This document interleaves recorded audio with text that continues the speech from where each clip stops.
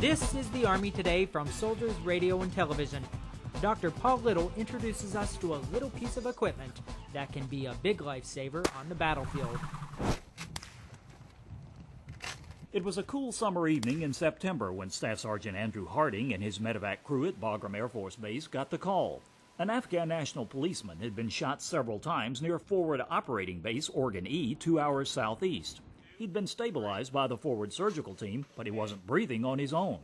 Harding's crew had just received a new mini-ventilator from the Rapid Equipping Force, so they checked it out. I took it into the FST to hook it up to the patient. All I needed was the simple circuit, the vent itself, and one O2 bottle. Turned it on, and the patient was satting 100% for the entire 2-hour trip from Oregon E here back to Bagram.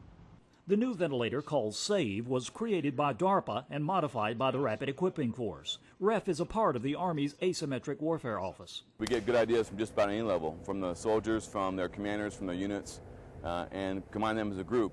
What we do is we find capability gaps, whether it's myself from the REF going out, making those assessments, whether it's feedback, again, from AARs. Once we find a capability gap, even if it's small, we try to find a solution for it. And the solutions are usually from commercial products that we then buy directly or modify them to meet our needs. The mini-ventilator doesn't replace the chopper's existing unit, but it sure is a lot easier to use on most patients. This thing has a lot more moving parts, a lot more circuitry, and you got to be a lot more delicate with it. Whereas the SAVE ventilator, it's meant to be handled, in a medevac environment.